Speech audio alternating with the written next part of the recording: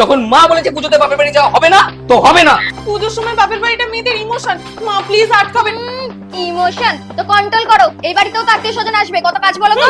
আত্মীয় ছাড়ো, আমাদের সময় আমরা না শ্বশুর শাশুড়ির সেবা যত্ন ছেড়ে হাত দিয়ে মুততেও যেতাম না, ওই কি যেন কন্ট্রোল করতাম। দেখাচ্ছি মজা।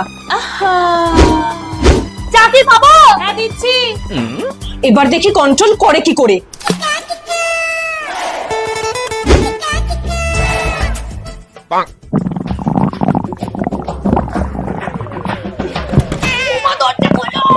একটু দাঁড়ান, কন্ট্রোল না কন্ট্রোল।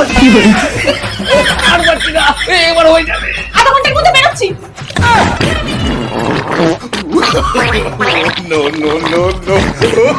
কি মা, যাবো বাপের বাড়ি না এই কন্ট্রোলের পরীক্ষা আপনাদের আত্মীয়দের উপর ট্রাই করবো? না না, দাও দাও দাও।